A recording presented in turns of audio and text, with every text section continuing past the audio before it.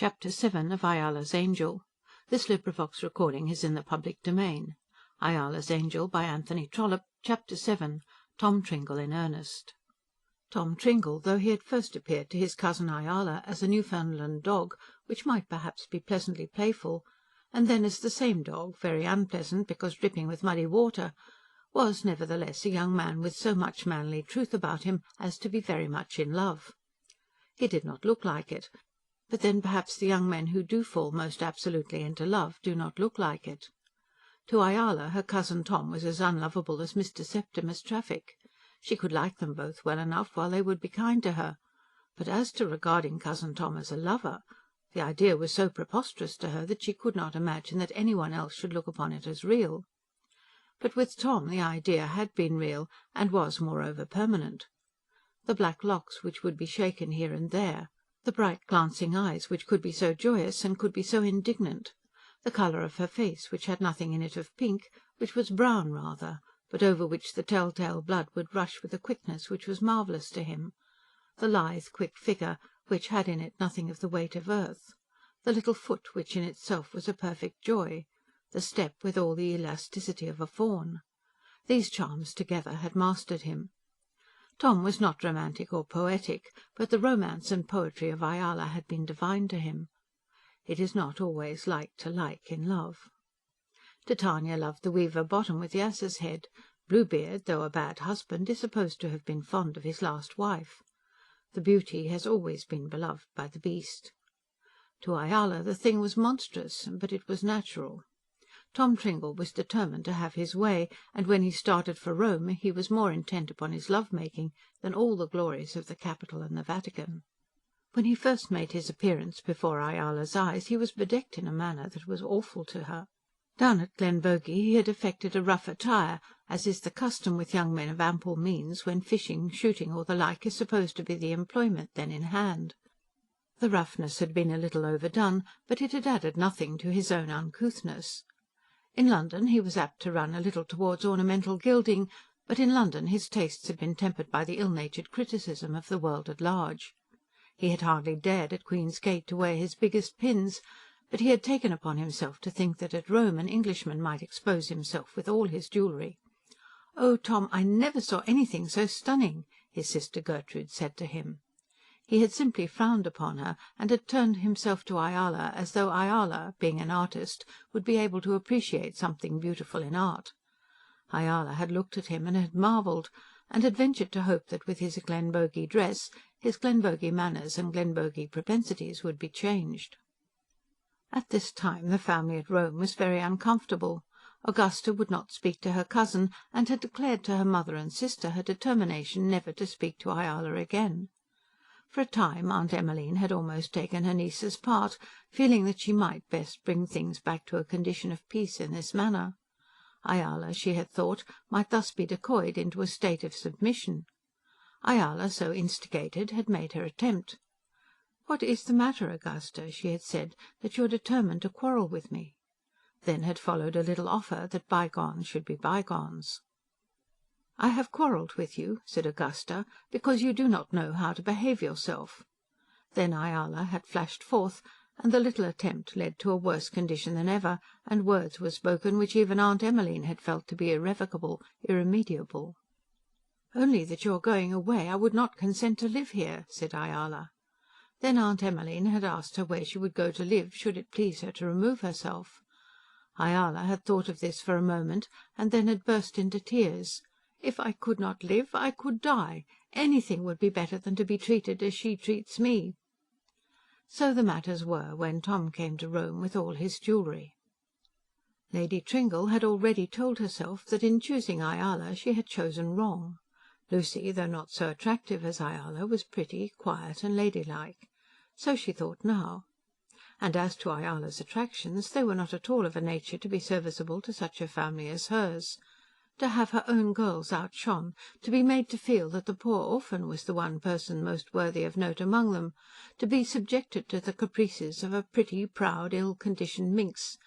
Thus it was that Aunt Emmeline was taught to regard her own charity and good nature towards her niece. There was, she said, no gratitude in Ayala. Had she said that there was no humility, she would have been more nearly right. She was entitled, she thought, to expect both gratitude and humility, and she was sorry that she had opened the paradise of her opulent home to one so little grateful and so little humble as Ayala. She saw now her want of judgment in that she had not taken Lucy. Tom, who was not a fool in spite of his trinkets, saw the state of the case and took Ayala's part at once. "I think you're quite right," he said to her, on the first occasion on which he had contrived to find himself alone with her after his arrival. "Right about what?" "In not giving up to Augusta. She was always like that when she was a child, and now her head is turned about traffic." "I shouldn't grudge her her lover if she would only let me alone." "I don't suppose she hurts you much?" "She sets my aunt against me, and that makes me unhappy. Of course I am wretched." "Oh, Ayala, don't be wretched." "How is one to help it? I never said an ill-natured word to her, and now I am so lonely among them." In saying this, in seeking to get one word of sympathy from her cousin, she forgot for a moment his disagreeable pretensions. But no sooner had she spoken of her loneliness than she saw that ogle in his eye of which she had spoken with so much ludicrous awe in her letters from Glenbogey to her sister. "I shall always take your part," said he.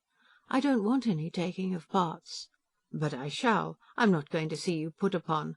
You're more to me, Ayala, than any of them." Then he looked at her, whereupon she got up and ran away. But she could not always run away, nor could she always refuse when he asked her to go with him about the show places of the city. To avoid starting alone with him was within her power, but she found herself compelled to join herself to Gertrude and her brother on some of those little excursions which were taken for her benefit. At this time there had come to be a direct quarrel between Lady Tringle and the Marchesa, which, however, had arisen altogether on the part of Augusta. Augusta had forced her mother to declare that she was insulted, and then there was no more visiting between them. This had been sad enough for Ayala, who had struck up an intimacy with the Marchesa's daughters. But the Marchesa had explained to her that there was no help for it. "It won't do for you to separate yourself from your aunt," she had said. "Of course we shall be friends, and at some future time you shall come and see us." So there had been a division, and Ayala would have been quite alone had she declined the proffered companionship of Gertrude. Within the walls and arches and upraised terraces of the Colosseum they were joined one day by young Hummel, the sculptor, who had not as yet gone back to London, and had not as yet met Lucy in the gardens at Kensington. And with him there had been one Frank Houston, who had made acquaintance with Lady Tringle and with the Tringles generally since they had been at Rome. Frank Houston was a young man of family, with a taste for art, very good-looking, but not especially well off in regard to income. He had heard of the good fortune of Septimus Traffic in having prepared for himself a connection with so wealthy a family as the Tringles, and had thought it possible that a settlement in life might be comfortable for himself. What few soft words he had hitherto been able to say to Gertrude had been taken in good part, and when therefore they met among the walls of the Colosseum, she had naturally straggled away to see some special wonder which he had a special aptitude for showing. Hummel remained with Ayala and Tom, talking of the old days at the Bijou, until he found himself obliged to leave them. Then Tom had his opportunity. "Ayala," he said, "all this must be altered." "What must be altered?" "If you only knew, Ayala, how much you are to me." "I wish you wouldn't, Tom. I don't want to be anything to anybody in particular." "What I mean is that I won't have them sit upon you. They treat you as well, as though you had only half a right to be one of them." "No more I have. I have no right at all." "But that's not the way I want it to be. If you were my wife—" "Tom, pray don't." "Why not? I'm in earnest. Why ain't I to speak as I think? Oh, Ayala, if you knew how much I think of you!" "But you shouldn't. You haven't got a right." "I have got a right." "But I don't want it, Tom, and I won't have it." He had carried her away now to the end of the terrace or ruined tier of seats on which they were walking, and had got her so hemmed into a corner that she could not get away from him. She was afraid of him, lest he should put out his hand to take hold of her, lest something even more might be attempted. And yet his manner was manly and sincere, and had it not been for his pins and his chains, she could not but have acknowledged his goodness to her, much as she might have disliked his person. "I want to get out," she said. "I won't stay here any more." Mr. Traffic, on the top of St. Peter's, had been a much pleasanter companion. "Don't you believe me when I tell you that I love you better than anybody?" pleaded Tom. "No." "Not believe me? Oh, Ayala!" "I don't want to believe anything. I want to get out. If you go on, I'll tell my aunt." Tell her aunt? There was a want of personal consideration to himself in this way of receiving his addresses which almost angered him. Tom Tringle was not in the least afraid of his mother, was not even afraid of his father as long as he was fairly regular at the office in Lombard Street. He was quite determined to please himself in marriage, and was disposed to think that his father and mother would like to see him settled. Money was no object. There was, to his thinking, no good reason why he should not marry his cousin. For her the match was so excellent that he hardly expected she would reject him when she could be made to understand that he was really in earnest. "You may tell all the world," he said proudly. "All I want is that you should love me." "But I don't. There are Gertrude and Mr. Houston, and I want to go to them." "Say one nice word to me, Ayala." "I don't know how to say a nice word. Can't you be made to understand that I don't like it?" "Ayala." "Why don't you let me go away?" "Ayala, give me one kiss." Then Ayala did go away, escaping by some kid-like manoeuvre among the ruins, and running quickly, while he followed her, joined herself to the other pair of lovers, who probably were less in want of her society than she of theirs. "Ayala, I'm quite in earnest," said Tom, as they were walking home, "and I mean to go on with it." Ayala thought that there was nothing for it but to tell her aunt. That there would be some absurdity in such a proceeding she did feel. That she would be acting as though her cousin were a naughty boy who was merely teasing her. But she felt also the peculiar danger of her own position. Her aunt must be made to understand that she, Ayala, was innocent in the matter. It would be terrible to her to be suspected even for a moment of a desire to inveigle the heir. That Augusta would bring such an accusation against her she thought probable. Augusta had said as much, even at Glenbogey. She must therefore be on the alert, and let it be understood at once that she was not leagued with her cousin Tom. There would be an absurdity, but that would be better than suspicion. She thought about it all that afternoon, and in the evening she came to a resolution. She would write a letter to her cousin, and persuade him, if possible, to desist. If he should again annoy her, after that, she would appeal to her aunt. Then she wrote and sent her letter, which was as follows: "Dear Tom, you don't know how unhappy you made me at the Colosseum to-day. I don't think you ought to turn against me when you know what I have to bear. It is turning against me to talk as you did. Of course it means nothing, but you shouldn't do it. It never, never could mean anything. I hope you will be good-natured and kind to me, and then I shall be so much obliged to you. If you won't say anything more like that, I will forget it altogether. Your affectionate cousin, Ayala." The letter ought to have convinced him. Those two underscored nevers should have eradicated from his mind the feeling which had been previously produced by the assertion that he had meant nothing. But he was so assured in his own meanings that he had paid no attention whatever to the nevers. The letter was a delight to him, because it gave him the opportunity of a rejoinder, and he wrote his rejoinder on a scented sheet of notepaper and copied it twice. "Dearest Ayala, why do you say that it means nothing? It means everything. No man was ever more in earnest in speaking to a lady than I am with you. Why should I not be in earnest when I am so deeply in love? From the first moment in which I saw you down at Glenbogey I knew how it was going to be with me. As for my mother, I don't think she would say a word. Why should she? But I am not the sort of man to be talked out of my intentions in such a matter as this. I have set my heart upon having you, and nothing will ever turn me off.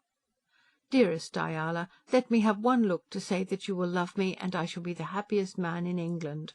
I think you so beautiful. I do, indeed. The governor has always said that if I would settle down and marry, there should be lots of money.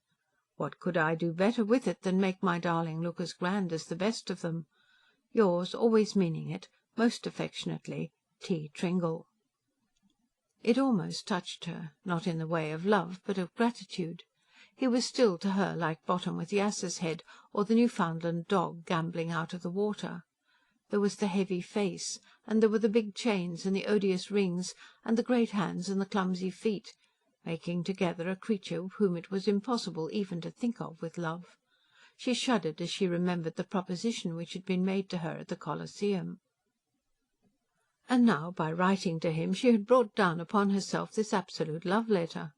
She had thought that by appealing to him as "dear Tom," and by signing herself his affectionate cousin, she might have prevailed.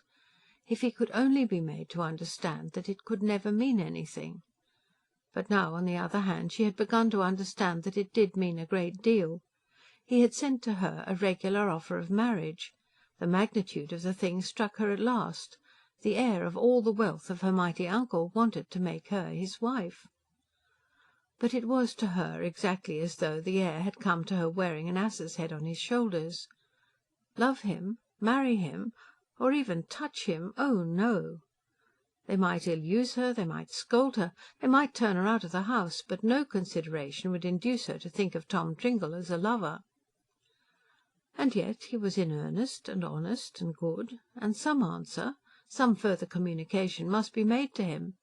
She did recognise some nobility in him, though personally he was so distasteful to her. Now his appeal to her had taken the guise of an absolute offer of marriage, he was entitled to a discreet and civil answer. Romantic, dreamy, poetic, childish as she was, she knew as much as that. "Go away, Tom, you fool, you!" would no longer do for the occasion.